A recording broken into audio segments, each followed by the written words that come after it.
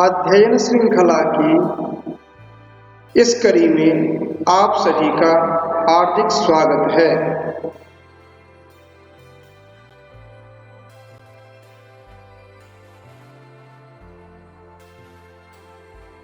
साथियों, आज हम प्रथम प्रश्न पत्र में के प्रथम बिंदु शिक्षण अभिक्षमता के विषय में चर्चा करेंगे।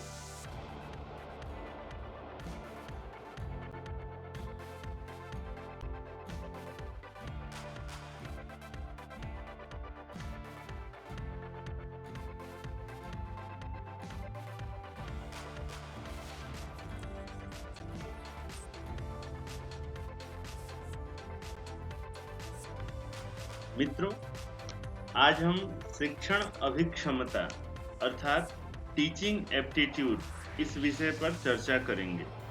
सबसे पहले हम जानते हैं कि आखिर शिक्षक प्रशिक्षण व्यवस्था के अंतर्गत शिक्षण अभिक्षमता को शामिल करने का तात्पर्य क्या है। अभिक्षमता से तात्पर्य यह है कि शिक्षण कार्य को करने की प्रकृति तो सबकी हो सकती है, किंतु यह दक्षता सब में नहीं हो सकती।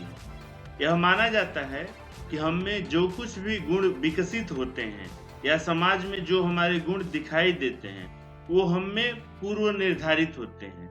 इसी को कई बार मनोवैज्ञानिकों ने मूल प्रवृत्तियों का नाम दिया है, या आप भारतीय परंपरागत शास्त्र पढ़ेंगे, वहां पर स्थायी भाव नाम दिया गया है।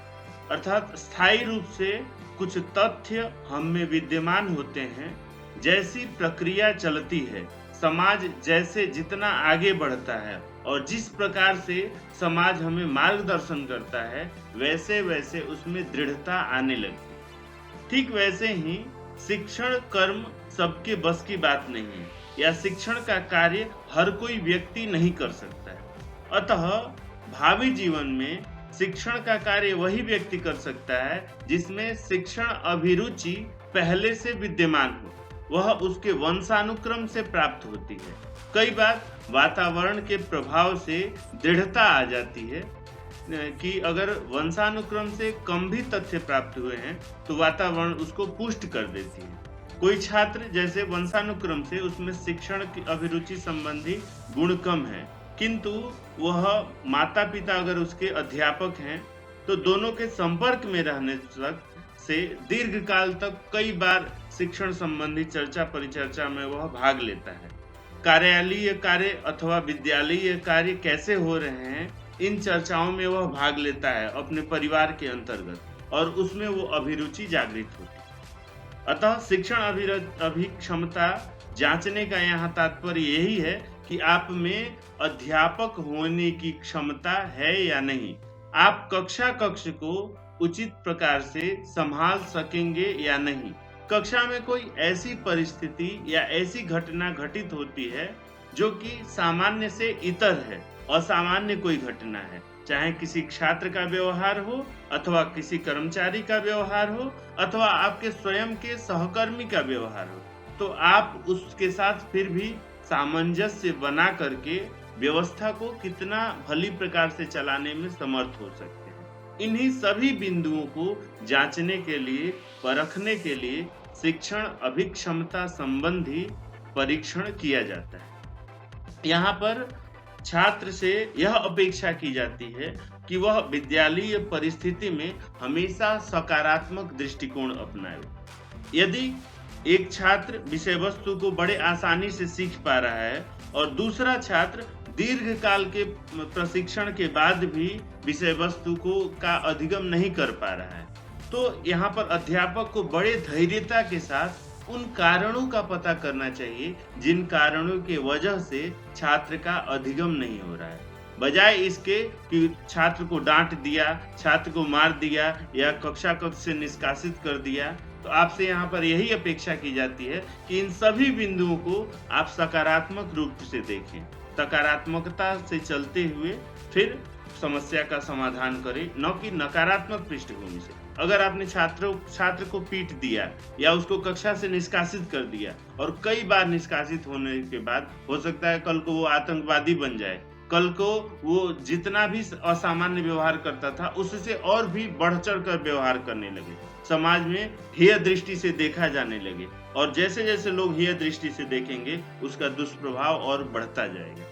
अतः इन सभी कारणों को दरकिनार करके हमें हमेशा सकारात्मक दृष्टिकोण को अपनाना चाहिए और यह रखना चाहिए कि हर छात्र में सुधार हो सकता है, जिसमें हम जितना मात्रा में करना चाहें कर सकते हैं। एक विषय नहीं आ रहा है तो दूसरे विषय में हो सकता है उसका ज्ञान बेहतर हो सकता है, उसके लिए हमें निरंतर प्रयास करना चाहिए। यही सब आशय है शिक्षण अभिक्षमता से। यहाँ पर प्रथम बिंदु है शिक्षण, दूसरा अधिगम, तीसरा शिक्षण को प्रभावित करने वाले कारक, शिक्षण विधियां, मूल्यांकन विधियां, शिक्षण सहायक सामग्री। इन बिंदुओं पर हम चर्चा करेंगे।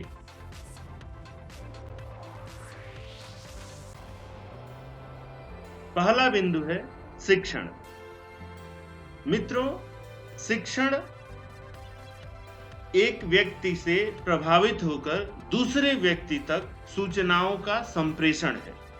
अर्थात जैसे हम अखबार पढ़ रहे हैं, तो अखबार के कुछ समाचारों को पढ़ करके उससे हम प्रभावित होते हैं, उसके प्रति अपना सकारात्मक या नकारात्मक या शून्य अभिव्यक्ति करते हैं। हो सकता है सकारात्मक हो, ग्राह्य अंश हम ग्रहण करें, नकारात्मक हो, त्याज्य हो, हम छोड़ दें, या फिर शून्य, कुछ भी हमारी प्रकृति नहीं, हमसे उससे कोई लेना देना नहीं है। अर्थात उन सूचनाओं का संप्रेषण हम तक हुआ, हमने उसकी प्रतिक्रिया दी, इन तीनों ही रूपों में। इसी प्रक्रिया को शिक्षण कहते हैं। सामान्यतः यह माना जाता है कि हर व्यक्ति में जन्मजात कुछ गुण होते हैं, कुछ विशेषताएं होती हैं। उन्हीं विशेषताओं को शिक्षक अपने मार्गदर्शन से पुष्ट करता है, उन्हीं गुणों में और छात्र को कुशल बनाता है और दक्षता प्रदान करता है। यही है शिक्षण। इसके अंतर्गत हम शिक्षण का अर्थ, शिक्षण की प्रकृति, शिक्षण के उद्देश्य एवं आधारभूत आवश्यकताएं, इस बिंदुओं पर क्रमशः चर्चा करेंगे। पहला बिंदु है शिक्षण की प्रकृति। शिक्षण की प्रकृति निम्नलिखित बिंदुओं के माध्यम से समझा जा सकता है। पहला, शिक्षण एक अंतःक्रिया है। अंतःक्रिया से तात्पर्य है कक्ष के अंदर होने वाली क्रिया। इसी को मुख्य तौर पे या तो संकुचित अर्थ में अंतःक्रिया कहा जाएगा, और जब विस्तृत इसका अर्थ लेंगे तो छात्र और अध्यापक के मध्य होने वाली संवादात्मक प्रक्रिया, चाहे कक्ष के अंदर हो चाहे कक्ष के बाहर हो, अथवा इन दोनों से अतिरिक्त किसी अन्य संप्रेषण के माध्यम से हो, चाहे फोन द्वारा हो या फिर वीडियो कॉलिंग के द्वारा हो, इन सभी क्रियाओं को अंतःक्रिया का नाम दिया जाएगा। प्रकृति के अनुसार शिक्षण एक अंतःक्रिया है, अर्थात दो व्यक्ति आपस में किसी विषय वस्तु पर चर्चा परिचर्चा करते हैं। इन दोनों के मध्य होने वाले क्रियाकलाप को ही अंतःक्रिया कहा गया है। शिक्षण में जो व्यक्ति विषय वस्तु को जानता है, जो तथ्यों को जानता है, जो घटनाओं को जानता है, जो विश्लेषित कर सकता है, वह जो व्यक्ति नहीं जानता है उस तक संप्रेषण करता है अपनी सूचनाओं का। यही इन दोनों के बीच होने वाली क्रिया अंतःक्रिया। दूसरा, शिक्षण एक व्यावसायिक प्रक्रिया है। शिक्षण आजकल व्यवसाय उन्मुख हो चुकी है। कल तक या पुराने समाज में जो समाज का दर्शन था, वहां पर शिक्षा का लक्ष्य या शिक्षा का उद्देश्य हुआ करता था सा विद्या या विमुक्ति। ज्ञान प्राप्ति क्यों करनी है? हमें कुछ विमुक्ति के लिए। और आज सभी पाठ्यक्रमों में व्यावसायिकता पाठ्यक्रम को यहाँ पर प्रवर्धित किया जा रहा है, उसको प्राथमिकता दी जा रही है, क्योंकि शिक्षण का आज अर्थ हो गया है व्यवसाय की प्राप्ति। यदि किसी पाठ्यक्रम से व्यवसाय की प्राप्ति नहीं हो रही है तो ऐसा माना जाता है, समाज ऐसा मानने लगा है कि शिक्षण सफल नहीं है, अर्थात इस शिक्षण का कोई उद्देश्य नहीं है, शिक्षण पूर्णतः निरुद्देश्य है। अतः शिक्षण की उद्देश्यता को स्पष्ट करने के लिए शिक्षण व्यवसाय के प्रति उन्मुख है। आजकल शिक्षण का उद्देश्य सिर्फ व्यवसाय की प्राप्ति है। वह व्यवसाय चाहे चिकित्सक के रूप में हो, चाहे अभियंता के रूप में हो, चाहे शिक्षक के रूप में हो, या स्वयं व्यवसायिक बन के अपना कार्य करने के रूप में हो, लेकिन कोई ना कोई शिक्षण का उद्देश्य व्यवसाय परक होना चाहिए। यही है शिक्षण की प्रकृति, कि शिक्षण एक व्यावसायिक प्रक्रिया है। तीसरा बिंदु है शिक्षण एक संप्रेषणात्मक प्रक्रिया है। संप्रेषण से तात्पर्य दो व्यक्तियों के मध्य होने वाली वार्तालाप है, जिसमें एक व्यक्ति जो सूचनाओं को संग्रहित किया है वह दूसरे व्यक्ति तक सूचनाओं को संप्रेषित करता है, अर्थात उस तक सूचनाओं को पहुंचाता है। इस पहुंचाने की प्रक्रिया को ही शिक्षण कहा गया है। अर्थात अपने प्रकृति के अनुरूप शिक्षण एक संप्रेषणात्मक प्रक्रिया भी है, जिसमें सूचनाओं का संप्रेषण किया जाता है। चौथा बिंदु, शिक्षण एक सुधारात्मक प्रक्रिया। मित्रों, जितना कुछ हम सीख चुके हैं उसमें ऐसा नहीं है कि अंतिम धुरी को हम प्राप्त कर लिए हैं, अंतिम सीमा को हम प्राप्त कर लिए हैं। नित्य प्रतिदिन हम उसमें सुधार कर सकते हैं, नवीनता को ला सकते हैं। अपने द्वारा पूर्व में सीखे गए व्यवहार में हम इससे भी आगे परिवर्तन कर सकते हैं। अपेक्षित मात्रा में पुनः नए व्यवहार को हम सीख सकते हैं, अर्थात प्रतिनित्य उसमें सुधार कर सकते हैं। अतः शिक्षण की प्रकृति सुधारात्मिका है। अगला बिंदु है शिक्षण एक सतत प्रक्रिया है। सतत से तात्पर्य शिक्षण में कभी भी बीच में व्यवधान नहीं होता है, यह निरंतर चलने वाली प्रक्रिया है। निरंतर चलने वाली प्रक्रिया होने से कभी भी इसमें अवरोध नहीं आता है। ऐसा नहीं है कि कोई व्यक्ति 20 वर्ष तक सीखने की ही क्षमता रख सकता है, उसके बाद वो नहीं सीख सकता है। कोई व्यक्ति सेवा कार्य में चला गया तो अब वो नहीं सीख सकता है। आजीवन चलने वाली यह प्रक्रिया है शिक्षण, आजीवन और सतत। क्रमशः हम रोज नए तरीकों से सीखते हैं। शिक्षण की यदि आधारों पर ध्यान दें तो शिक्षा जो है औपचारिक, अनौपचारिक और निरौपचारिक 3 प्रकार की होती है। इन तीनों के माध्यम से हम आजीवन सतत रूप से सीखते रहते हैं। अगला बिंदु है शिक्षण एक निर्देशनात्मक प्रक्रिया है। शिक्षण में हमेशा किसी व्यक्ति का निर्देशन समाहित होता है। निर्देशन अर्थात पाठ्य पुस्तक तो हम पढ़ रहे हैं, किंतु कितनी मात्रा में कौन सी विषय वस्तु किस परिस्थिति में किस प्रकार से पढ़ी जाए ताकि छात्र उसको आत्मसात करे, यह ज्ञान अध्यापक ही देता है या हमारा कोई मार्गदर्शक ही देता है। इस मार्गदर्शन को ही यहाँ पर निर्देशन कहा गया है। प्रकृति के अनुरूप शिक्षण एक निर्देशनात्मक प्रक्रिया है, जिसमें मार्गदर्शनकर्ता हमें अपेक्षित निर्देशन देता है कि हम पाठ्य वस्तु का अधिगम किस प्रकार से करें।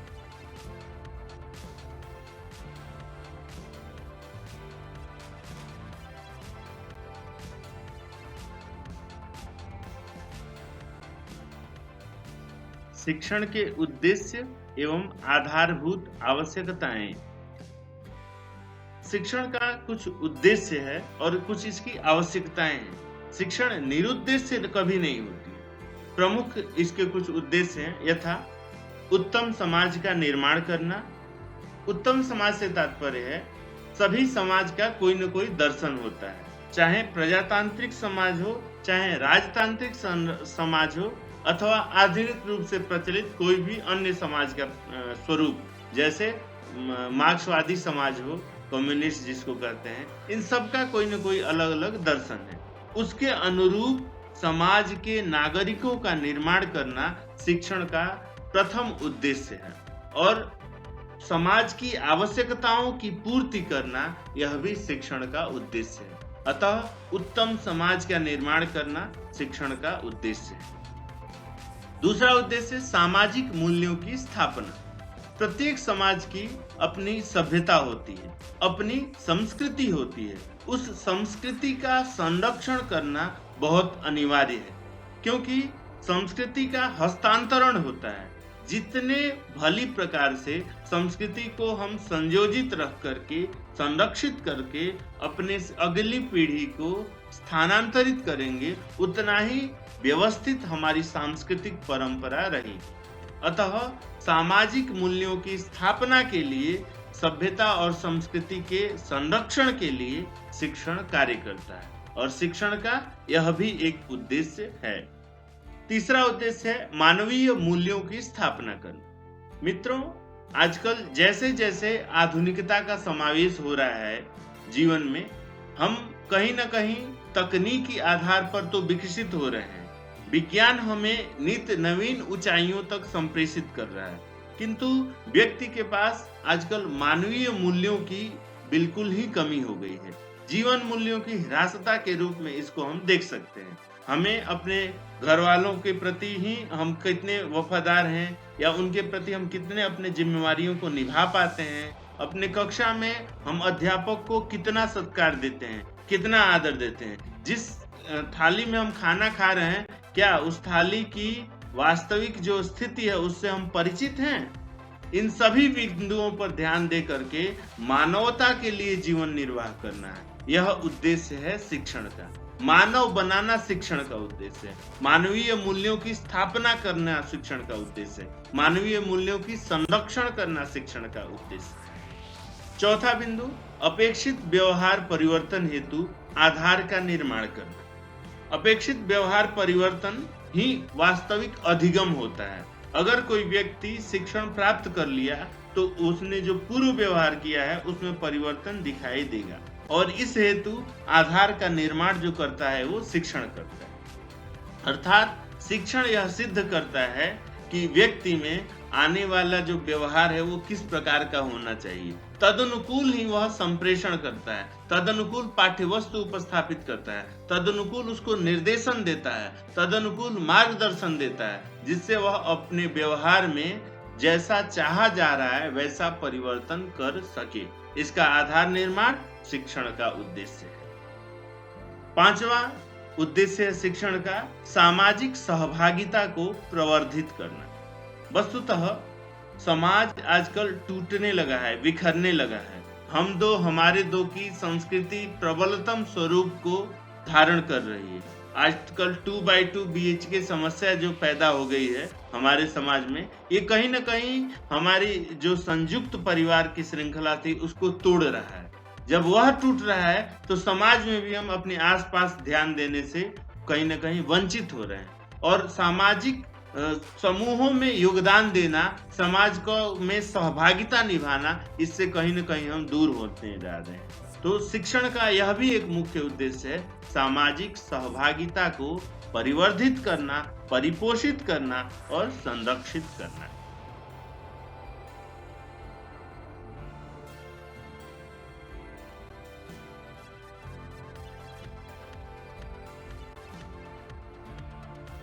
शिक्षण के प्रकार। उद्देश्यों के आधार पर शिक्षण मुख्यतः 3 प्रकार का है: ज्ञानात्मक, भावात्मक और मनोगत्यात्मक। ज्ञानात्मक से तात्पर्य है शिक्षण में जिन बिंदुओं का हमें ज्ञान नहीं है, जिन तथ्यों का ज्ञान नहीं है, जिन घटनाओं का ज्ञान नहीं है, जिन परिस्थितियों का ज्ञान नहीं है, जिन व्यवहारों का ज्ञान नहीं है, इन सभी घटनाओं, परिस्थितियों, व्यवहारों और तथ्यों से संबंधित हमें कुछ सूचनाएं प्रदान की जाती हैं। उन सूचनाओं को आत्मसात करना, यही ज्ञान करना है। और शिक्षण का यही मुख्य एक उद्देश्य है कि इन सभी तथ्यों का, घटनाओं का, परिस्थितियों का, व्यवहारों का छात्र को ज्ञान प्रदान करना। अतः उद्देश्य शिक्षण का है ज्ञानात्मक। दूसरा उद्देश्य है भावात्मक। भावात्मक से तात्पर्य है अनुभूति परक यह उद्देश्य है। कई बार हम वीर गाथा की कविताएं पढ़ते हैं या किसी स्वतंत्रता सेनानी की जीवनी पढ़ते हैं, किसी सैनिक की आत्मकथा पढ़ते हैं, किसी समाज सेवी की आत्मकथा पढ़ते हैं, किसी दार्शनिक के विचारों को पढ़ते हैं, तो इनको सिर्फ विचारों को पढ़ लेना या कविताओं को पढ़ लेना सिर्फ इतना ही आशय नहीं होता है, अपितु उनमें निहित भावनाओं को आत्मसात करना, उनके साथ संवेदनात्मक रूप से जुड़ना, यह भी शिक्षण का एक मुख्य उद्देश्य है। अतः शिक्षण का उद्देश्यों के आधार पर भावात्मक उद्देश्य यही कहता है कि विषय वस्तु में निहित भावनाओं से भी हमें परिचित होना चाहिए, उन भावनाओं को भी हमें आत्मसात करना चाहिए। तीसरा उद्देश्य है मनोगत्यात्मक।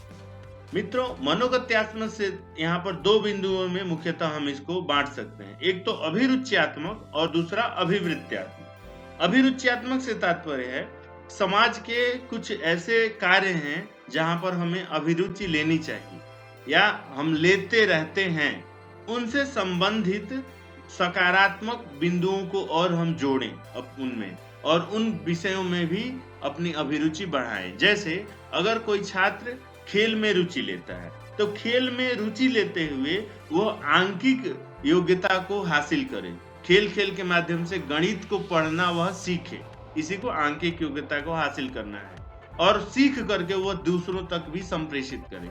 अर्थात खेल में रुचि ले रहा है, खेल के साथ साथ अन्य विषयों को संबंधित करके उनमें भी रुचि लेने का प्रयास करे।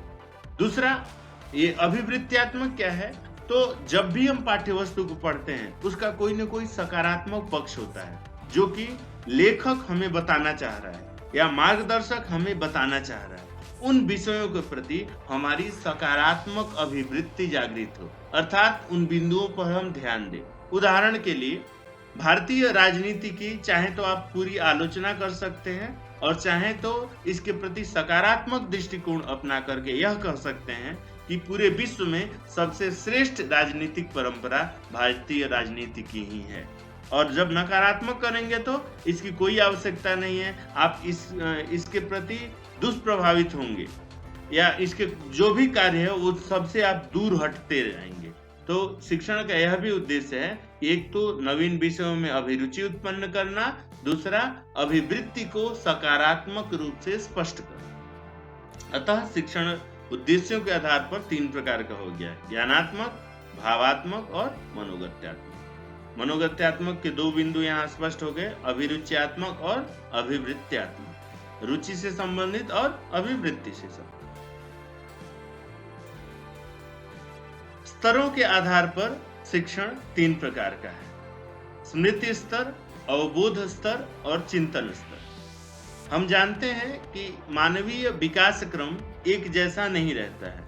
जब शिशु इस संसार में आता है तो इस संसार का प्रत्येक व्यक्ति, प्रत्येक परिस्थिति, प्रत्येक घटना से वह प्रथम बार उसका तादात्म्यकरण होता है, उसके साथ उसका साक्षात्कार होता है, अतः उसको प्रत्येक घटना नई लगती है, हर चीज से वो नए तरीके से सीखने का प्रयास करता है। किंतु कुछ समय तक जब वह संसार में रह लेता है तो धीरे धीरे वही घिसी पिटी चीजों में लग करके वह कई बार उनसे दूर भी हटने का प्रयास करता रहता है।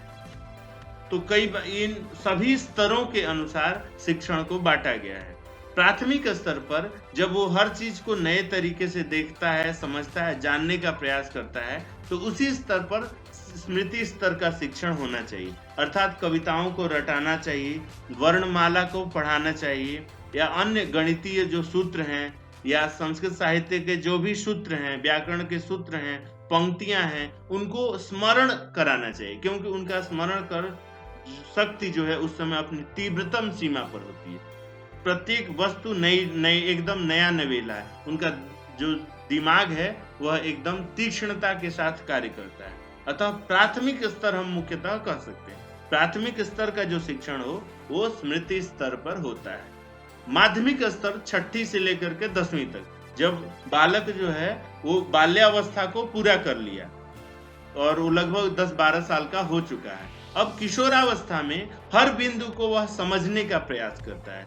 कल तक जिस कविता को रट करके सिर्फ याद करता था, आज उस कविता के भाव स्पष्टीकरण के लिए प्रश्न पूछा जाता है और उसके संदर्भ और प्रसंग का उल्लेख करने के लिए कहा जाता है, अपना अभिमत देने के लिए कहा जाता है। अर्थात माध्यमिक स्तर पर अब जो स्मृत कविता है उसका अवबोध करना आवश्यक होता है और इस स्तर का शिक्षण अवबोध स्तर पर होता है।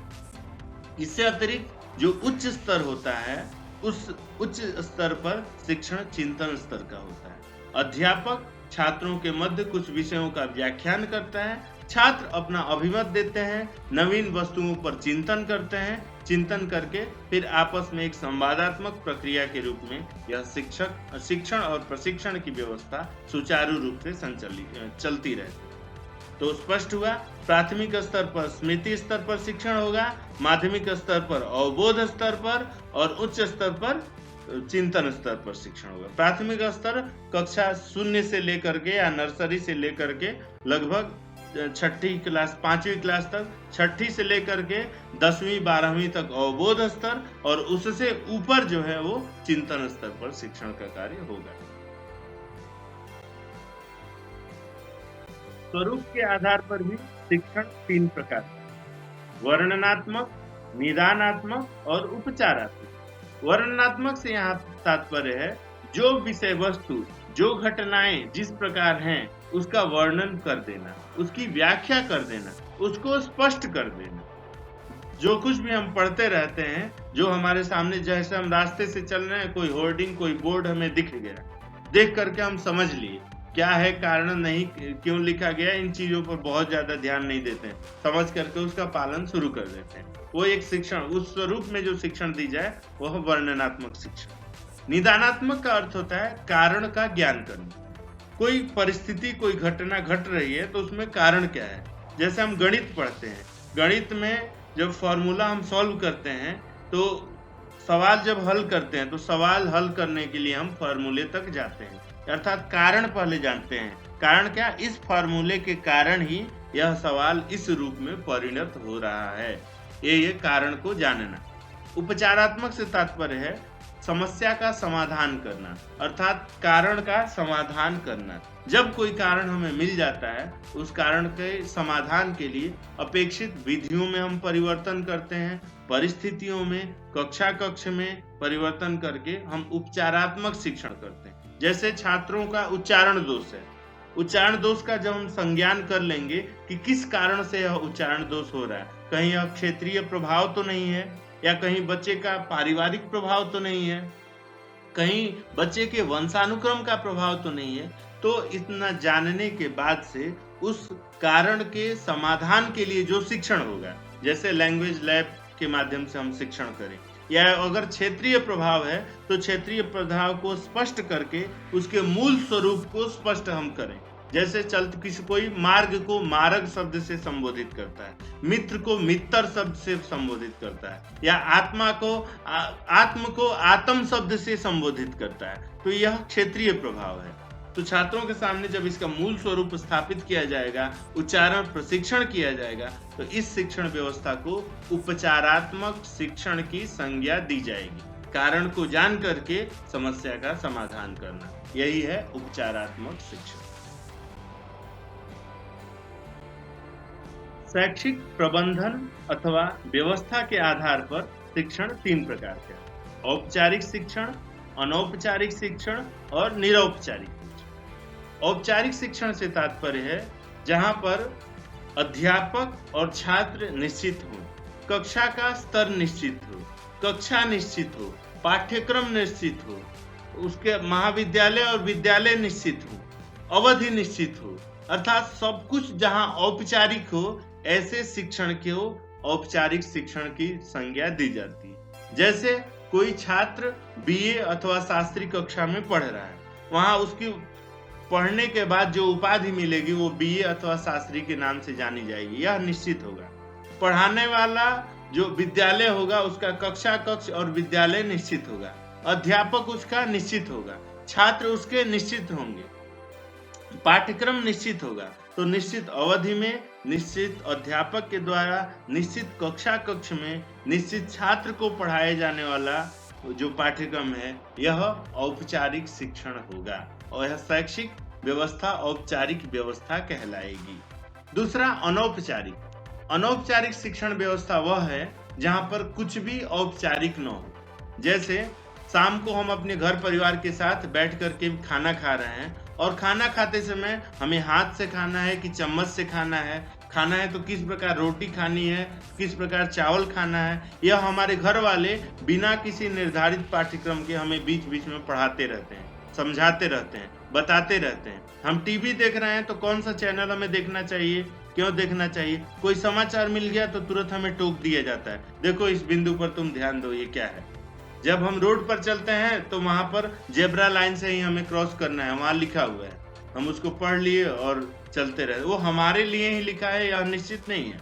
अखबार पढ़ते हैं, वहां से कुछ सूचना मिल गई, अर्थात यहाँ पर शिक्षण तो होता है, सूचनाएं तो मिल रही हैं हमें, किंतु निर्धारित नहीं है कि सिर्फ हमारे लिए है, निर्धारित नहीं है कि कौन व्यक्ति हमें देगा, निर्धारित नहीं है कि किस परिस्थिति में मिलेगी, निर्धारित नहीं है कि इसके लिए हमें कोई उपाधि दी जाएगी, किंतु यह सारा ही शिक्षण हमारा होता रहता है। कुछ भी यहाँ पर औपचारिक नहीं होता है, कुछ भी यहाँ पर फॉर्मल नहीं होता, सब ये नॉन फॉर्मल है। इसीलिए इस शिक्षण को अनौपचारिक शैक्षिक व्यवस्था कही जाती है। तीसरा बिंदु है निरौपचारिक शिक्षण। निरौपचारिक वह होता है जहां पर औपचारिकता और अनौपचारिकता इन दोनों का ही समायोजन हो, दोनों का ही सामंजस्य।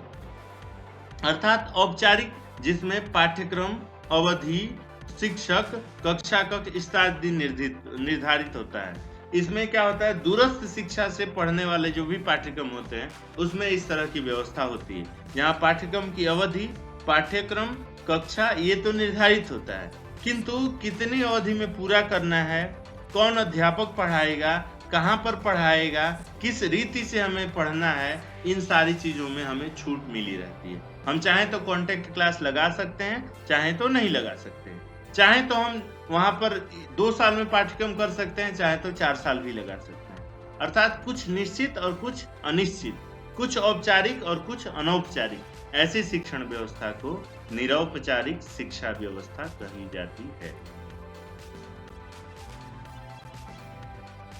शिक्षण के चर। मित्रों, शिक्षण के 3 चर से तात्पर्य है जो चरण करे, अर्थात संपूर्ण शिक्षण प्रक्रिया में जो विचरण करे उसे ही चर कहते हैं। अंग्रेजी में इसके लिए वेरिएबल शब्द का प्रयोग होता है।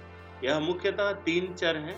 स्वतंत्र चर, स्वतंत्र चर शिक्षक में यहाँ शिक्षक होता है, क्योंकि शिक्षक अपने द्वारा स्वतंत्र रहता है कि वह कौन सा पाठ्यक्रम किस विधा से किस स्तर के छात्रों को कितनी अवधि में किस बोध स्तर पर पढ़ावे। इसीलिए उसकी स्वतंत्रता होने से यहाँ पर स्वतंत्र चर शिक्षक होगा शिक्षण प्रक्रिया। परतंत्र चर यहाँ छात्र होता है, क्योंकि शिक्षक जो विषय वस्तु जिस कालांश में जिस अवधि में पढ़ाएगा, छात्र उसी अवधि में वह विषय पढ़ सकता है। यहाँ पर परतंत्रता छात्र की होती है, इसीलिए शिक्षण विधा में परतंत्र चर जो होता है वो छात्र होता है। तीसरा हस्तक्षेप चर। यहाँ पर हस्तक्षेप चर पाठ्यक्रम होता है, क्योंकि स्वतंत्र चर अर्थात अध्यापक, परतंत्र चर अर्थात छात्र, इन दोनों के मध्य बार बार पाठ्यक्रम हस्तक्षेप करेगा। जब पाठ्यक्रम कहेगा गणित आ गया तो अध्यापक को गणित पढ़ाना होगा, जब हिंदी आ गई तो अध्यापक को हिंदी पढ़ाना है। इस प्रकार से यह पाठ्यक्रम बार बार संपूर्ण शिक्षण की अवधि में हस्तक्षेप करता है, इसीलिए इसको हस्तक्षेप चर कहते हैं।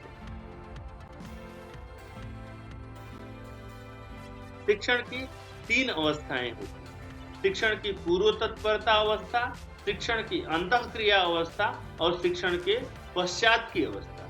शिक्षण की पूर्व तत्परता अवस्था में अध्यापक कक्षा में जाने से पूर्व अपनी पाठ्य योजना का निर्माण करता है। कितनी अवधि में किन बिंदुओं को आधारित करके उसे कौन सा पाठ पढ़ाना है, इसका पूर्व निर्धारण करने की वजह से इस अवस्था को शिक्षण की पूर्व तत्परता अवस्था का नाम दिया जाता है। दूसरा बिंदु शिक्षण की अंतःक्रिया अवस्था है। इसका आचरण अध्यापक कक्षा कक्ष में करता है। अंतःक्रिया से तात्पर्य छात्र और अध्यापक के बीच होने वाली संवाद प्रक्रिया। तो शिक्षण की जो अंतःक्रिया है कक्षा कक्ष के अंदर छात्र और अध्यापक के मध्य संचालित होती है। शिक्षण की पश्चात अवस्था, जब अध्यापक पाठ पूरा करके कक्षा कक्ष से बाहर आता है तब वह विचार करता है कि निर्धारित लक्ष्यों को कितनी मात्रा में हमने प्राप्त कर लिया और नहीं किया तो कौन से कारण थे जिनका अभी हमें समाधान करना चाहिए। इन संपूर्ण विचार की अवधि को ही शिक्षण की पश्चात अवस्था कहा जाता है।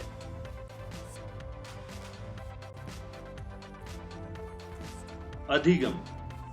अधिगम से तात्पर्य है सीखना, अर्थात अध्यापक जब किसी विषय वस्तु को छात्र तक संप्रेषित करता है तो छात्र अध्यापक के द्वारा बताए गए विधियों के अनुकूल ही विषय वस्तु को आत्मसात करता है और तदनुकूल व्यवहार में परिवर्तन कर लेता है।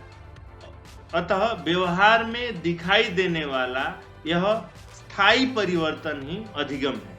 यहाँ पर ध्यान देना होगा, कोई व्यक्ति थक गया है तो थकान के वजह से होने वाला जो व्यवहार परिवर्तन है उसको अधिगम नहीं कहेंगे। इसके स्पष्टता के लिए एक उदाहरण देखते हैं।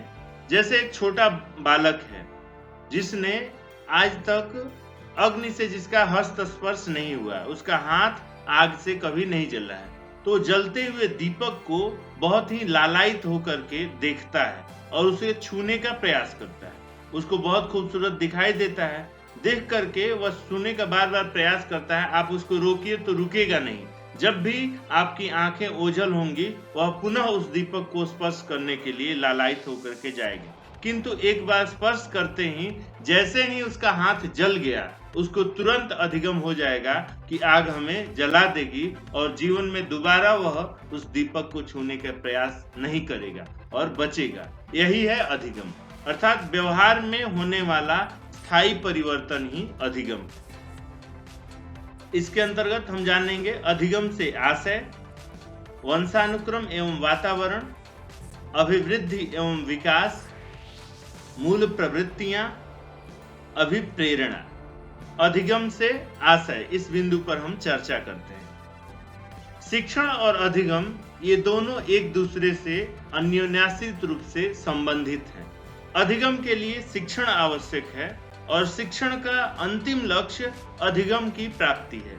जब तक छात्र के व्यवहार में अपेक्षित परिवर्तन नहीं हो जाता तब तक अध्यापक का शिक्षण सफल नहीं कहा जाएगा। अतः अधिगम वह बिंदु है जो छात्र को परिवर्तित व्यवहार के रूप में दिखाई देता है, या यूं कह ले, शिक्षण के द्वारा किया जाने वाला छात्र के व्यवहार में परिवर्तन ही अधिगम है। वह अधिगम अनुभव से होता है और प्रशिक्षण से होता है। अनुभव का उदाहरण हमने शुरू में देखा, जैसे बालक ने अग्नि का स्पर्श किया और हाथ उसका जल गया, यह उसका अनुभव रहा। दूसरा, प्रशिक्षण से भी जब उच्च स्तर के छात्रों को अध्यापक सिर्फ मार्गदर्शन देते हैं तो मार्गदर्शन प्राप्त करके भी छात्र उस विषय वस्तु को आत्मसात कर लेते हैं और अपने व्यवहार में परिवर्तन कर लेते हैं। हम यह बता दें कि सड़क के बाईं ओर चलना चाहिए। अब छात्र यह सुन करके आत्मसात करेगा और वो प्रयोग करके नहीं देखने का प्रयास करेगा कि दाहिनी ओर चलने से क्या समस्या हो रही, अपितु इस चीज को मान करके वो चल देगा। इसी को प्रशिक्षण कह रहे हैं, और जो स्वयं अनुभव कर रहा है उसको अनुभव। तो अनुभव और प्रशिक्षण के द्वारा होने वाला व्यवहार में स्थायी परिवर्तन ही अधिगम है। कोई व्यक्ति थक करके कोई व्यवहार कर रहा है तो उसको हम अधिगम नहीं कहेंगे। या कोई दवा का सेवन कर लिया, उसके विपरीत प्रभाव से जो हमें व्यवहार दिखाई दे रहा है कुछ समय के लिए, वह क्षणिक है या दवा से प्रभावित है, उसे हम अधिगम नहीं कहेंगे। अंग्रेजी में अधिगम को लर्निंग शब्द से संबोधित किया गया है। लर्निंग में मुख्यतः एक क्लासिकल कंडीशनिंग, जिसको शास्त्रीय अनुबंधन के नाम से जाना जाता है, इसको प्राचीन अनुबंधन सिद्धांत भी कहते हैं। अनुबंधन के द्वारा अधिगम कराया जाता है। मनोवैज्ञानिकों का यह मानना है कि परिस्थितियां यदि अधिगम के अनुकूल बनाई जाएं तो छात्र स्वयं अधिगम करने के लिए अभिप्रेरित होगा। इवान पेट्रोविच पावलोव महोदय थे, जिनको संक्षिप्त में आईपी पावलोव के नाम से जाना जाता है। उन्होंने एक अपना कंडीशनिंग थ्योरी अथवा प्राचीन अनुबंधन सिद्धांत प्रतिपादित किया, जिसमें एक कुत्ते के ऊपर उन्होंने प्रयोग किया। कुत्ते पर प्रयोग के लिए उन्होंने 1 महीने का समय लिया। 1 महीने के समय में शुरू के 10 दिन, पता होगा आप, हम सभी जानते हैं कि कुत्ते को जब हम भोजन दिखावें या पुचकार के अपने पास बुलावें तो पूंछ हिलाता है और लालास्रव करता है, लार टपकाता है। तो उन्होंने शुरू के 10 दिन एक कुत्ते को इसमें नियंत्रित दशा में उन्होंने प्रयोग किया था। कुत्ते की गल ग्रंथि काट करके और लार वाली नस में एक पाइप फिट किया था जो कि आकर के एक ट्यूब में गिरता था जिसमें हम लार को माप सकते थे। और शुरू के 10 दिन कुत्ते को भोजन दिखाते थे। कुत्ता भोजन को देख करके लार टपकाता था, वो माप लेते थे कि आज इसने 100 ग्राम लार टपकाया। ऐसे उन्होंने 10 दिन तक लगातार इस व्यवहार को किया। अगले 11वें से लेकर के 20वें दिन तक, अर्थात प्रयोग की मध्य की जो अवस्था थी, उस अवस्था में उन्होंने भोजन देने से पूर्व घंटी बजाई, फिर भोजन प्रदर्शित करते थे। तो कुत्ता फिर भी 100 ग्राम लार टपकाता रहता था, अर्थात कुछ अपेक्षित मात्रा में लार टपकाता था। यहाँ उदाहरण के लिए हम 100 ग्राम कह रहे हैं। फिर अंतिम जो अवस्था थी 21वें से 30वें दिन, उस समय उन्होंने भोजन नहीं दिया, अभी तो केवल घंटी बजा रहे थे और घंटा नाद सुनकर ही कुत्ता उसी मात्रा में, उतना ही अपेक्षित मात्रा में लार टपकाता था। इससे उन्होंने यह सिद्ध किया कि उन्होंने भोजन का जो है वो कंडीशनिंग कर दिया, भोजन का अनुकूलन घंटी के ध्वनि से कर दिया। अब कुत्ते को भोजन नहीं दिया जा रहा है, सिर्फ घंटी बजाई जा रही है, फिर भी कुत्ता जो है लालाश्रव कर रहा है। यह एक अधिगम का सिद्धांत है। इसके द्वारा हम छात्र जिस विषय वस्तु को जानता है या जिसमें उसका मन लग रहा है, उस विषय वस्तु के साथ दूसरा विषय वस्तु यदि जोड़ दें और जोड़ करके सिखाने का प्रयास करते हैं तो छात्र का अधिगम बेहतर तरीके से होगा। शिक्षा मनोविज्ञान में इसको अनुकूलित अधिगम का सिद्धांत कहते हैं या अनुकूलन के अधिगम का सिद्धांत, अंग्रेजी में कंडीशनिंग थ्योरी। कंडीशनिंग क्या हो रही है? भोजन के साथ घंटी के ध्वनि का अनुकूलन हो जा रहा है, ताकि यहाँ पर जो अवास्तविक उद्दीपक है, अवास्तविक उद्दीपक अर्थात घंटी का ध्वनि, उसको सुन करके भी कुत्ता वास्तविक अनुक्रिया कर रहा है, अर्थात लार टपका रहा है। जबकि घंटी सुन करके लार टपकाने का कोई प्रश्न ही नहीं है, किंतु भोजन के साथ घंटी की ध्वनि को जोड़ देने से उसका अधिगम हो गया है। हमें बच्चों को सिखाते समय इन बिंदुओं का ध्यान देना चाहिए। दूसरा सिद्धांत यहाँ पर है प्रयास और त्रुटि का सिद्धांत या उद्दीपक अनुक्रिया अनुबंधन सिद्धांत। यह थॉर्नडाइक ने दिया था। थॉर्नडाइक महोदय का कहना है कि प्रयास और त्रुटि के द्वारा व्यक्ति सीखता है। उन्होंने एक भूखी बिल्ली के ऊपर इसका प्रयोग किया था। करते समय उन्होंने एक भूखी बिल्ली को पिंजरे में बंद किया और पिंजरे के बाहर मछली रख दिया। पिंजरे का दरवाजा ऐसा था जो बिल्ली के उछल कूद मचाने से वहां पर एक लिप दब जाता था और दरवाजा खुल जाता था। भूखी बिल्ली को मछली मिल जाती थी। तो जब बिल्ली कई प्रयास कर ली, कई दिनों के बाद उसकी आदत ऐसी बन गई कि वो जाती थी, सीधे लिफ्ट पर पैर रखती थी, दरवाजा खुलता था और जाकर के भोजन कर लेती। अर्थात इंसान रोज प्रयास करे तो अधिगम उसका शीघ्र हो जाता है। यही उद्दीपक अनुक्रिया अनुबंधन सिद्धांत है जो कि थॉर्नडाइक का दिया हुआ है और इनके सिद्धांत को मुख्यतः प्रयास और त्रुटि का अथवा ट्रायल एरर थ्योरी के नाम से शिक्षा मनोविज्ञान में जाना जाता है। दूसरा यहाँ पर है स्किनर का सिद्धांत। बीएफ स्किनर थे। उन्होंने जो क्रिया प्रसूत अनुबंधन सिद्धांत के नाम से अपने अधिगम सिद्धांत को प्रतिपादित किया। क्रिया प्रसूत का अर्थ है क्रिया के द्वारा जन्म लेने वाली क्रिया, अनुक्रिया। वहां उन्होंने एक बॉक्स बनाया जिसको मनोविज्ञान में स्किनर बॉक्स के नाम से जाना जाता है, जिसमें एक चूहे को रखा। चूहा उस डब्बे में जाने के बाद ही इधर उधर उछल कूद करने लगा। वहां एक रस्सी लटक रही थी, उसके खींचने मात्र से उसमें रोशनी होती थी और उसको दाना मिल जाता था। चूहे को यह कदापि नहीं ज्ञात था कि इस रस्सी को खींचने मात्र से उसको भोजन की प्राप्ति हो जाएगी, किंतु वह अपना प्रयास करता रहा। वो उधर उधर उछल कूद किया और उसको भोजन मिल गया।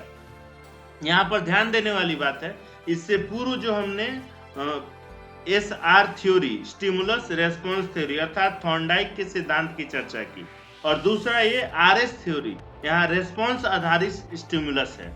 वहां पर बिल्ली को मछली दिखाई दे रही थी इसलिए वो प्रतिक्रिया कर रही थी, किंतु चूहे को यहाँ भोजन दिखाई नहीं दे रहा है, अपितु चूहा निरुद्देश्य ही अपनी प्रतिक्रिया इधर उधर कर रहा है। तो एक उसकी क्रिया हुई कि एक बार उसका लिफ्ट दब गया या रस्सी खिंच गई, चूहे को भोजन मिला। इस क्रिया के अनुसार ही उसको पुनर्बलन प्राप्त हुआ और पुनः वह उछल कूद करने वाली अपनी क्रिया को दोहराता रहा। इसके माध्यम से अधिगम होता है। इसको SR थ्योरी के नाम से जाना जाता है। पहले स्टिमुलस फिर रेस्पॉन्स, और वहीं पर जो यहाँ पर स्किनर का सिद्धांत है, पहले रेस्पॉन्स होता है फिर स्टिमुलस अर्थात उद्दीपक की प्राप्ति होती है। ये कुछ अधिगम सिद्धांत हैं जिनके द्वारा छात्रों को हम सिखा सकते हैं। दूसरा बिंदु है वंशानुक्रम एवं वातावरण। मित्रों, हमें जो कुछ भी माता पिता के द्वारा प्राप्त होता है अर्थात अपने वंशानुक्रम के माध्यम से प्राप्त होता है, उसी के आधार पे हमारा अगला जीवन निर्धारित होता है। इसीलिए अभी हम यहाँ पर एप्टीट्यूड टेस्ट के बारे में पढ़ रहे थे। ये एप्टीट्यूड टेस्ट करने का बस यही कारण था कि हमें शिक्षकत्व की योग्यता पूर्व विद्यमान है या नहीं, पूर्वतः हमें शिक्षक बनने की योग्यता है या नहीं। यह ज्ञान कैसे होगा? इसी वंशानुक्रम की प्रक्रिया के माध्यम से। दूसरा बिंदु है वातावरण। वातावरण क्या है? हमारा जो भी पर्यावरण है आसपास का, ये हमें प्रभावित करता है और हमारे सीखने सिखाने की विधियों पर, परिस्थितियों पर इसका प्रभाव पड़ता है। वंशानुक्रम में आपने मेंडल का प्रयोग जानना होगा, सीखा होगा। मेंडल एक वैज्ञानिक थे जिन्होंने वंशानुक्रम संबंधी अपना प्रयोग मटर के दानों पर किया था। 9वीं कक्षा की किताब में, विज्ञान में भी आपने इसको पहले पढ़ा होगा। मटर में वो 2 प्रजातियों के लिए, एक लंबी प्रजाति के मटर और दूसरा छोटी प्रजाति का मटर, इन दोनों को मिश्रित करके उन्होंने एक खेत में लगा दिया। उसमें कुछ मटर तैयार हुए जो मिश्रित थे, कुछ लंबी प्रकृति के और कुछ छोटी प्रकृति के। फिर बहुत समय इस प्रक्रिया को, उन दानों को लेकर के फिर से उन्होंने बीजा, फिर बीजा। कई प्रयोग के बाद यह निकाले, सिद्ध हुआ कि इसमें से जो ज्यादा प्रभावी था, जिसके गुणसूत्र ज्यादा प्रभावी थे, अर्थात लंबे प्रकृति वाले जो मटर थे, उनकी संख्या लगभग 3/4 हुई और 1/4 छोटे तिहाई की संख्या हुई। अर्थात 75% लगभग लंबे प्रजाति वाले मटर हुए और 25% लगभग छोटी प्रजाति के मटर हुए। और इसके द्वारा उन्होंने यह निष्कर्ष निकाला कि हमारे माता पिता में यद्यपि तमाम गुणसूत्रों के माध्यम से जब 23 गुणसूत्र हमें प्राप्त होते हैं, तो इन गुणसूत्रों के माध्यम से 23 युग्मक जो बनते हैं, उसमें कई गुणसूत्र होते हैं, लेकिन जिसका प्रभाव ज्यादा होता है उस परिस्थिति में, उसी से हम प्रभावित रहते हैं, वही गुण हमें ज्यादातर दिखाई देगा। इसीलिए कई बार माता पिता के कई गुण भी अपनी संतान में नहीं दिखाई देते हैं। यह संभव है कि माता पिता बहुत विद्वान हो, किंतु उनके पुत्र जो है या संतति जो है वो बहुत मूर्ख हो सकती है, क्योंकि जब संजोग हुआ था माता पिता का, उस समय के गुणसूत्र प्रभावी नहीं रहे। उस समय मूर्खता से संबंधित जो गुणसूत्र थे वही प्रभावी थे। इस कारण से यह प्रभाव दिखाई देता है। यही है वंशानुक्रम और ये मेंडल का प्रयोग। दूसरा, आपने फ्रांसिस गाल्टन का नाम सुना होगा, जिन्होंने बायोमेट्री सिद्धांत का प्रतिपादन किया वंशानुक्रम में, और इस सिद्धांत को भी आपने 9वीं 10वीं के विज्ञान की किताब में पहले पढ़ा होगा। बायोमेट्री सिद्धांत का तात्पर्य है कि हमें हमारे माता पिता के 50% हिस्सा मिलते हैं, जिसमें 25% माता से और 25% हमारे पिता से। उसके बाद जो बाकी 25% बना, अच्छा 50% हमें मिल चुका है, अब 25% जो मिलेगा वो 12.5% हमारे दादाजी का और 12.5% हमारे अर्थात दादा दादी का और नाना नानी का, तो हमारा 75% बना। उससे आगे 12.5% में फिर उससे पूर्व की पीढ़ी अर्थात संपूर्ण वंश परंपरा का कुछ न कुछ गुणसूत्र हमें प्राप्त होता है, न कि सिर्फ माता पिता से मिल करके ही हम बने हैं। हमारा वंशानुक्रम भी हमें समाहित है। यह फ्रांसिस गाल्टन का कहना था और उन्होंने अपना सिद्धांत बायोमेट्री सिद्धांत के नाम से प्रतिपादित किया। इसके अतिरिक्त वीजमैन का बीज कोश का सिद्धांत है। यह कहना है इनका कि हमारे शुक्राणु जिस प्रकार के होंगे और हमारे अंडाणु जिस प्रकार के होंगे, उनमें निहित गुणसूत्रों के अनुसार ही अगले वंशानुक्रम की संरचना होगी। इसी प्रकार फिर वातावरण हमें प्रभावित करता है। जितना स्वस्थ अनुकूल वातावरण होगा या जिस प्रति अनुकूल होगा, अगर हम जिस वातावरण में रह रहे हैं वहाँ शैक्षिक वातावरण है, तो हमारा विकास शैक्षिक रूप से प्रबलतम होगा। और अगर वो दुष्प्रभावित है किसी भी कारणवश तो संतति पर उसका भी प्रभाव दिखाई देगा। इस प्रकार से वंशानुक्रम और वातावरण ये दोनों ही मनुष्य को प्रभावित करते हैं। तीसरा बिंदु है अभिवृद्धि एवं विकास। अभिवृद्धि पर कार्य करने वाले, अभिवृद्धि से तात्पर्य यहाँ पर देखेंगे जिसका हम मापन कर सके, अर्थात एक व्यक्ति की लंबाई 3 फीट हो गई, एक व्यक्ति की लंबाई 3.5 फीट हो गई, एक व्यक्ति का वजन 4 केजी हो गया, उसका वजन 5 केजी हो गया। जो जो मापक बिंदु हैं इनको अभिवृद्धि कहा जाएगा। और जो गुणात्मक पक्ष है, अर्थात 4 साल का एक लड़का सीढ़ी चढ़ने में समर्थ हो पा रहा है, ये उसका गुण हो गया, ये इसको हम विकास कहेंगे। वृद्धि जिसका मापन कर रहे हैं और जिसका गुणात्मक रूप से मूल्यांकन कर रहे हैं उसको विकास कहा जा रहा है। वृद्धि के मुख्यतः अवस्थाएं 3 मानी गई हैं, शैशवावस्था, बाल्यावस्था और किशोरावस्था। उसके बाद की अवस्था को ही प्रौढ़ावस्था कहा जाता है। शैशवावस्था जन्म से लेकर के प्रायः 6 वर्ष तक की अवस्था को कहा जाता है। यद्यपि हरलॉक नाम के एक मनोवैज्ञानिक, महिला मनोवैज्ञानिक रही हैं, उन्होंने शैशवावस्था को भी अन्य भागों में बांटा है, शैशव काल और शैशवावस्था में। फिर उसके बाद 6 से लेकर के 12 वर्ष तक की जो अवस्था होती है इसको बाल्यावस्था कहते हैं। इसके बाद से 12 साल से लेकर के 12 साल के बाद की जो अवस्था होती है लगभग 19-20 साल तक की, इसको टीन एज के नाम से जाना जाता है, जिसको एडोलसेंट अथवा किशोरावस्था कहते हैं। सामान्य भाषा में टीन कहते हैं। टीन 13, 14, 16, 17 ऐसे करके 19 तक पहुंचता है, इसीलिए इसको टीन एज कहते हैं। इसको 2 भागों में बांटा जाता है, पूर्व किशोरावस्था और उत्तर किशोरावस्था। जो पूर्व किशोरावस्था होता है अर्थात 13 साल से लेकर के 15 साल तक, 16 साल तक, यह अवस्था जो होती है वो व्यक्ति आत्म केंद्रित होता है। अपने आप को आईने में देखना, सजाना, संवारना हमें बेहतर लगता है। अर्थात पुरुष पुरुषों की तरफ, अपने तरफ आकर्षित रहता है, स्त्री अपने तरफ। और जो उत्तर किशोरावस्था होता है यह विपरीत हो जाता है, पुरुष स्त्री के तरफ आकर्षित होता है और स्त्री पुरुष के तरफ आकर्षित होती है। और हमारे सारे परिवर्तन शारीरिक रूप से भिन्न भिन्न रूप से इस अवस्था में दिखाई देने लगते हैं। इसके बाद की जो अवस्था होती है वो युवावस्था है। तो यहाँ पर मुख्यतः 3 अवस्था हो गई, शैशवावस्था, बाल्यावस्था, किशोरावस्था। शैशवावस्था को भी मनोवैज्ञानिकों ने सूक्ष्म रूप से 2 भाग में बांट दिया, पूर्व शैशवावस्था और उत्तर शैशवावस्था।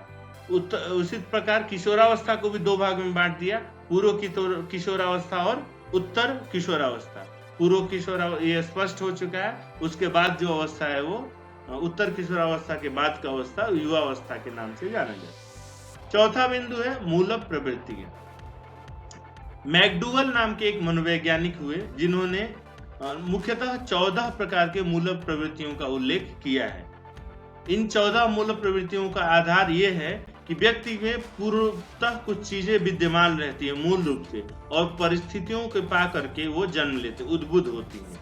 हम यहाँ पर अगर संस्कृत साहित्य को पढ़ते हैं वहां भी हमने स्थायी भाव पढ़ा होगा। ये स्थायी भाव ही वस्तुतः मनोविज्ञान में मूलक प्रवृत्तियों के नाम से जाना जा रहा है।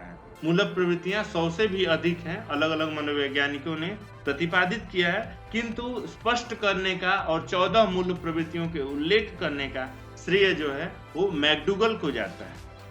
5वां बिंदु है अभिप्रेरणा। अभिप्रेरणा का अर्थ है यहाँ पर मोटिवेशन। मोटिवेशन 2 प्रकार का होता है, तो स्वयं अभिप्रेरित होना और एक अर्थात आंतरिक अभिप्रेरणा, और दूसरी बाह्य अभिप्रेरणा। जब तक हम में अभिप्रेरणा नहीं होगी तब तक हम कार्य करने के लिए तत्पर नहीं होंगे। कुछ चीजें देख करके, किसी व्यक्ति की जीवनी पढ़ करके हम कुछ नया कार्य करने के लिए अभिप्रेरित होते हैं, और कुछ जब दूसरे हमें समझाते हैं, बताते हैं, तब हम कार्य करने के लिए अभिप्रेरित होते हैं। इस प्रकार से यह अभिप्रेरणा मुख्यतः 2 भागों में विभक्त है, आंतरिक अभिप्रेरणा और बाह्य अभिप्रेरणा।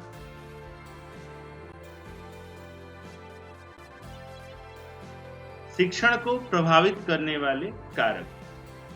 शिक्षण को प्रभावित करने वाले कुछ कारक हैं, जैसे शिक्षण का नियोजन, शिक्षण का प्रवाह, सहायक सामग्री, अनुदेशन प्रक्रिया, शिक्षक व्यवहार, शिक्षण कौशल, शिक्षण आव्यूह।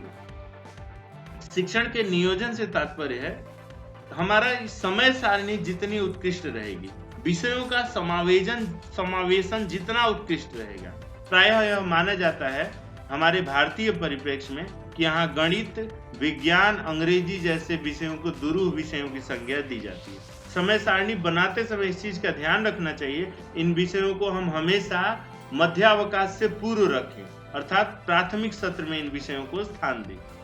बच्चे जब सोमवार को जाते हैं अपने घर से रविवार की छुट्टी बिता करके, तो उनका आधा मस्तिष्क जो है वो घर पर ही रहता है और आधा ध्यान घर पर ही रहता है। तो उस दिन कुछ ऐसा प्रभावी कार्यक्रम का आयोजन न किया जाए जिससे उनका मस्तिष्क आधा घर पर है तो विषय पर ध्यान देने में कम ध्यान दे।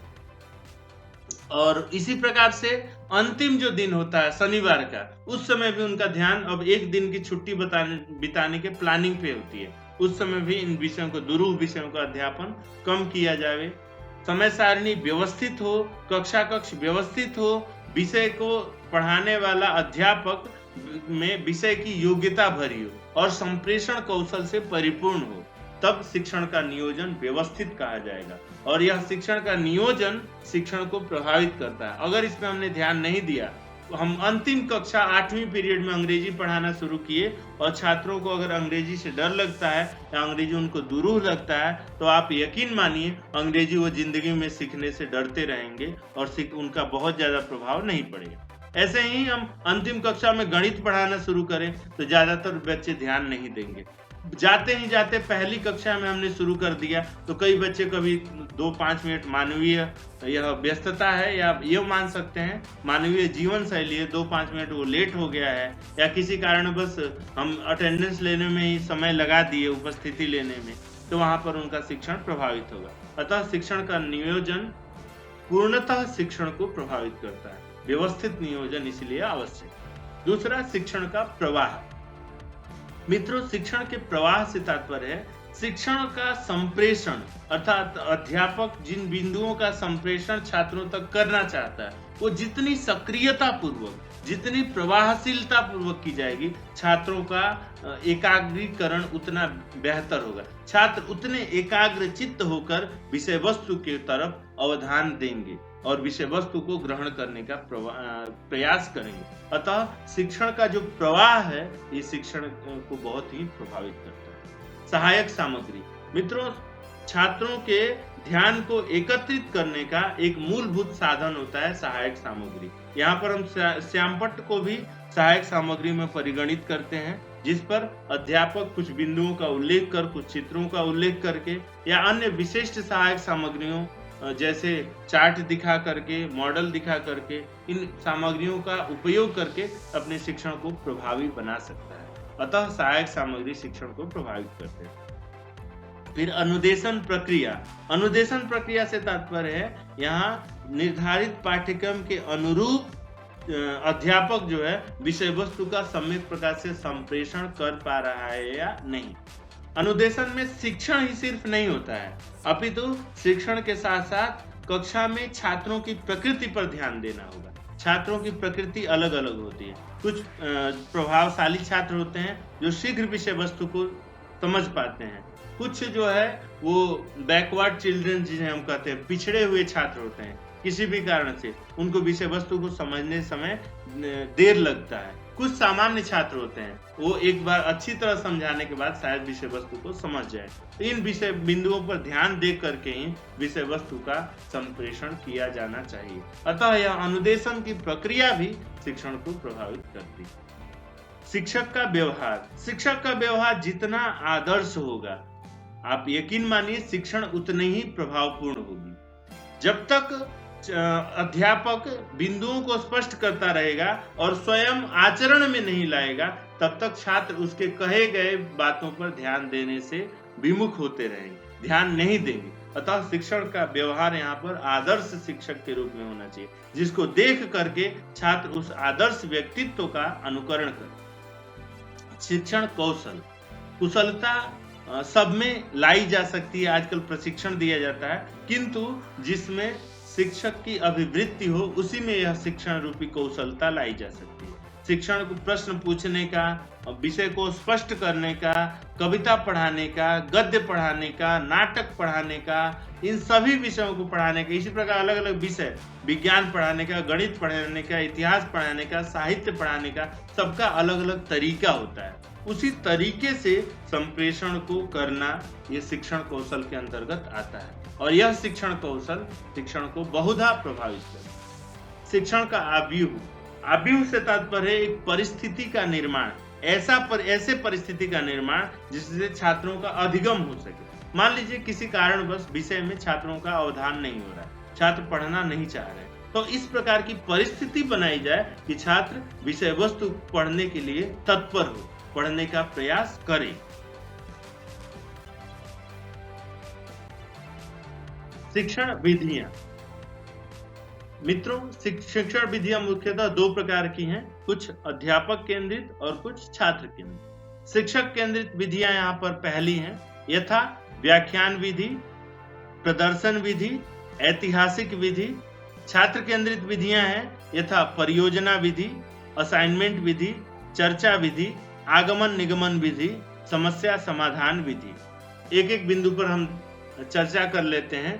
व्याख्यान विधि में अध्यापक किसी भी निर्धारित पाठ्यवस्तु को अपनी व्याख्यानात्मक शैली में छात्रों के समक्ष उपस्थापित करता है। प्रदर्शन विधि में जिस बिंदु को, जिस घटना को, जिस परिस्थिति को पढ़ाना है उसका चित्र बना करके, उसकी प्रतिकृति अर्थात मॉडल बना करके कक्षा में ले आता है और कई बार कोई ऐतिहासिक विधि का अपना करके भी प्रदर्शन विधि में ले आया जाता है। साक्षात विषय वस्तु को या क्षेत्र का भ्रमण करा के दिखाया जाता है। जैसे अगर छात्रों को ताजमहल के बारे में पढ़ाना हो तो एक तो प्रदर्शन विधि में ताजमहल का चित्र बना करके दिखाया जाता है, दूसरा ऐतिहासिक विधि का यहाँ पर सहयोग लेकर के छात्रों को आगरा तक ले जाया जाए और स्वयं ताजमहल को वो देख करके सीखे।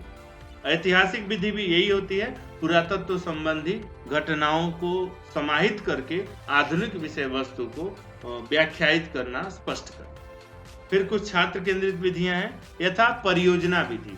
परियोजना विधि में अध्यापक के मार्गदर्शन में छात्रों को कोई विषय वस्तु दे दिया जाता है, वो पढ़ते हैं, समझते हैं और घर से परियोजना को पूर्ण करके ले आते हैं। अपेक्षा होने पर फिर कक्षा में परिचर्चा होती है और छात्र अध्यापक मिलकर के परिचर्चा करके फिर उस परियोजना की पूर्ति करते हैं। दूसरा असाइनमेंट विधि। असाइनमेंट विधि में अध्यापक प्रतिपल मार्गदर्शन नहीं देता, अपितु कोई बिंदु निर्धारित कर देता है। उस बिंदु का पूर्ण रूप से पर्यवेक्षण कर छात्र एक निबंधात्मक शैली में उल्लेख करके असाइनमेंट को पूर्ण करते हैं। फिर है चर्चा विधि।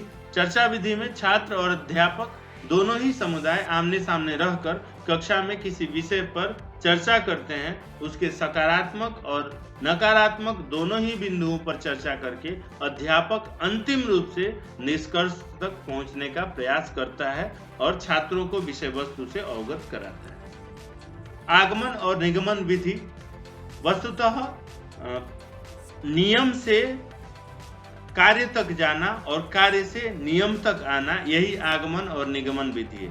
गणित को पढ़ाते समय, व्याकरण को पढ़ाते समय इस विधि का उपयोग किया जाता है। कई बार उदाहरण के बाद उदाहरण से चल करके हम सूत्र तक पहुंचते हैं और कई बार सूत्र से निकल करके हम उदाहरण तक पहुंचते हैं। जब हम उदाहरण से सूत्र तक आ रहे हैं वो आगमन है और जब सूत्र से उदाहरण तक जा रहे हैं वो निगमन है। यही आगमन और निगमन विधि है। फिर समस्या समाधान विधि।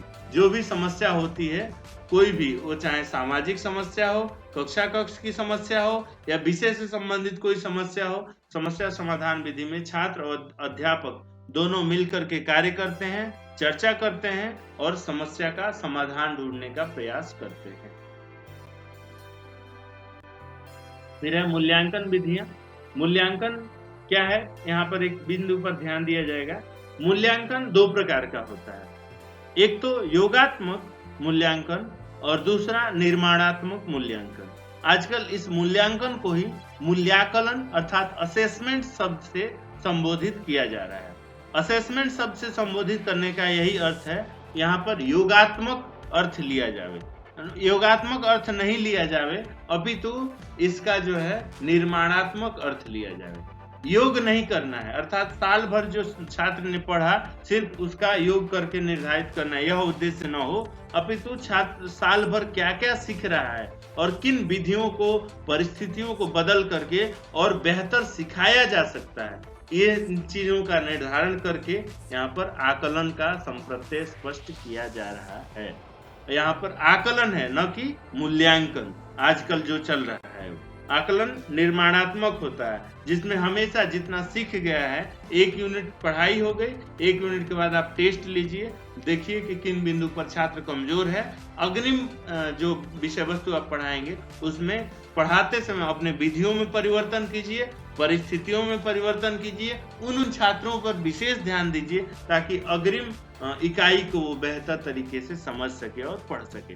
इसी प्रक्रिया को निर्माणात्मक आकलन कहा जाता है। जबकि साल भर पढ़ाने के बाद अंत में जो परीक्षा ले ली जाती है और परीक्षा लेकर के अंक दे दिया जाता है, इस विधि को आकलन, इसको जो है वो योगात्मक आकलन कहते हैं, अर्थात मूल्यांकन कहा जाता है। ठीक है, मूल्यांकन की कुछ विधियां हैं, जैसे परीक्षण के आधार पर मूल्यांकन की 4 विधियां हैं। लिखित परीक्षा, किसी भी विषय वस्तु पर आलेख लिख करके परीक्षित करना। मौखिक परीक्षा, प्रश्न को मौखिक रूप से पूछ करके छात्र से उत्तर प्राप्त करना। प्रयोगात्मक परीक्षा, प्रयोगशाला में रख करके कार्य कारण के प्रभाव को देखना। और निष्पादन परीक्षा, निष्पादन परीक्षा में छात्र का पूरा कार्य जो है गतिविधि आधारित होता है, प्रत्येक बिंदु पर ध्यान दिया जाता है, जिस उद्देश्य के लिए पाठ्यक्रम की संरचना हुई है उसकी पूर्ति हो रही है या नहीं, इस निष्पादन परीक्षा के माध्यम से जाना जाता है। इसमें परिचर्चा, लिखित मौखिक परीक्षा भी हो सकती है, प्रयोग भी हो सकता है और साथ सबका सम्मिश्रित स्वरूप यहाँ पर देखा जा सकता है। मूल्यांकन की स्व आलेख विधियां भी हैं। स्व आलेख अर्थात स्वयं अपना मूल्यांकन करना, इसी को स्व आलेख विधियां कहती है। प्रश्नावली विधि, जब भी हम किसी कार्य के लिए निर्णय नहीं ले पाते हो, जैसे मान लीजिए हमें नेट की परीक्षा देनी चाहिए या नहीं, यही हमारे पास अगर समस्या हो जाती है, तब हम अपना एक पेज लें और उस पर सकारात्मक पक्ष लिखें। अगर हम नेट की परीक्षा देते हैं तो उससे हमें क्या लाभ होगा, नकारात्मक पक्ष लिखें। नेट की परीक्षा नहीं देते हैं तब हमें क्या नुकसान होगा। इन दोनों में जिसकी अधिकता होगी उसके आधार पर हम निर्णय ले सकते हैं। इसी को स्व आलेख विधि के नाम से जाना जाता है। प्रश्नावली में उसी प्रकार से कुछ प्रश्न बनाया जाता है अपने लिए स्वयं प्रश्न बना करके उसका उत्तर अपने से जाना जाता है कि हम इन कारणों को हम पा सकेंगे अगर नेट की परीक्षा उत्तीर्ण किए तो, अगर नहीं किए तो यहाँ हमारा नुकसान होगा। इस प्रश्नावली का उत्तर देने से स्वयं हम निष्कर्ष तक पहुंच जाएंगे।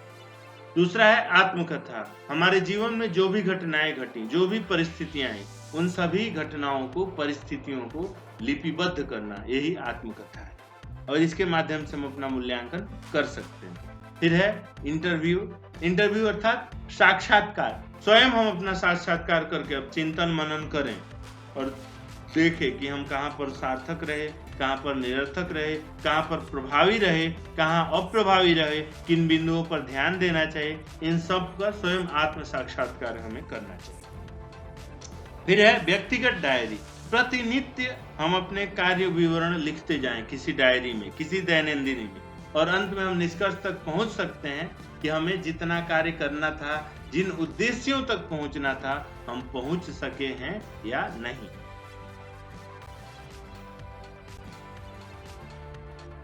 फिर मूल्यांकन की कुछ निरीक्षणात्मक विधियां भी हैं, यथा वृत्तांत लेखन, जांच सूची, निर्धारण मापनी, समाज मिति। वृत्तांत लेखन अर्थात वस्तु जो भी घटनाक्रम जैसा रहा है उसका हम आलेख कर दें, अभिलेख कर दें, लिख करके रख दें, यह भी एक मूल्यांकन की विधि है। फिर जांच सूची बना लें किसी वस्तु को या परिस्थिति को जिसके बारे में हम जानना चाह रहे हैं, उसमें कुछ बना लें हाँ और ना, यह पक्ष सकारात्मक रहा हाँ, यह पक्ष नकारात्मक रहा नहीं, लेकर के एक जांच सूची बना करके भी हम निरीक्षण करके देखते हैं कि यह परिस्थिति ठीक है या नहीं, यह घटना जो घटी है ये उचित है या नहीं। इस प्रकार से हम जांच सूची बनाते हैं। फिर एक निर्धारण मापनी रेटिंग स्केल होता है।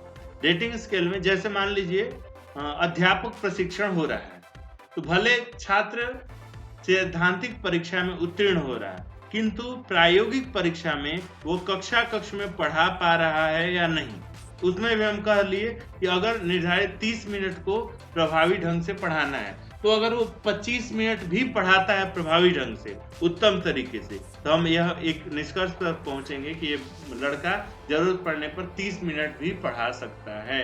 इस प्रकार से एक निर्धारण मापनी के द्वारा भी निरीक्षणात्मक मूल्यांकन किया जाता है। फिर समाज मिति विधि। समाज विधि में वस्तुतः समाज को ही आधार बनाया जाता है, सामाजिक मूल्यों को आधारित करके परीक्षण किया जाता है।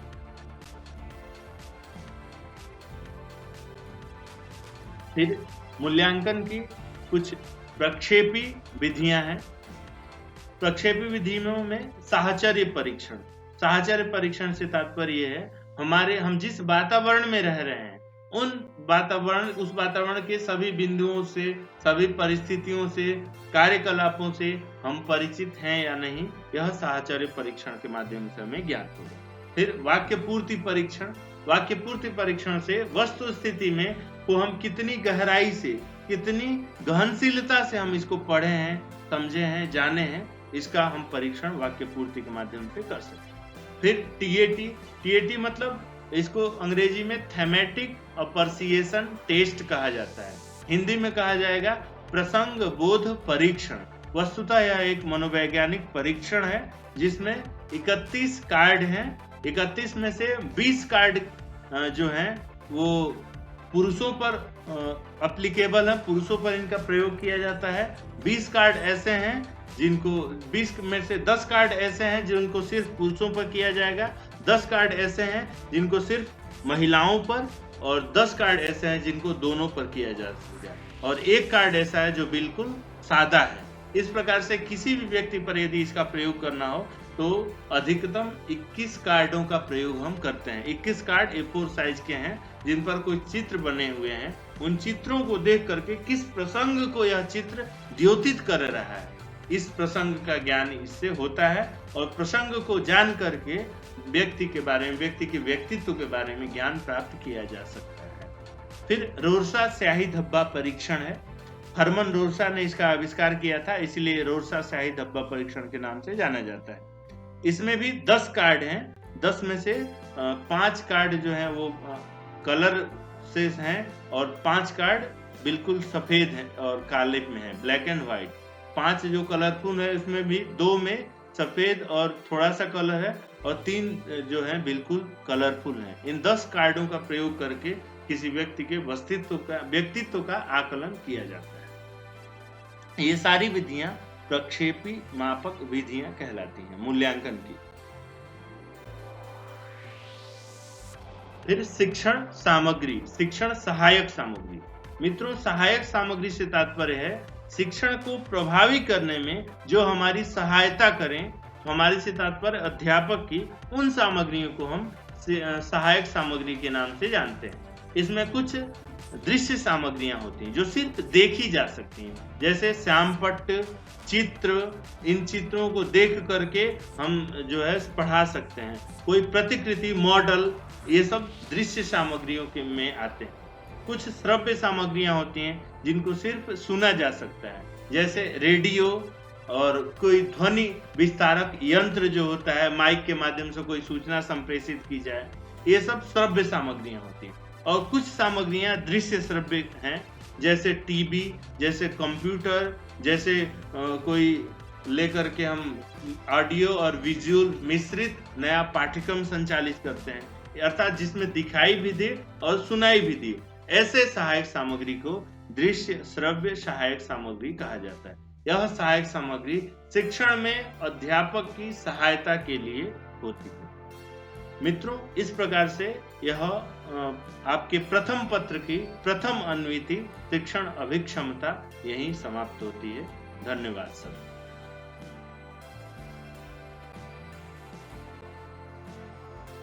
आप अपना प्रतिस्पंद ईमेल के माध्यम से हमें संप्रेषित कर सकते हैं। इसके साथ ही जिस YouTube चैनल पर आप यह वीडियो देख रहे हैं, उस YouTube चैनल को आप सब्सक्राइब करें ताकि हमारे आगामी ट्यूटोरियल्स जो हैं वो आपको सुलभ हो सके।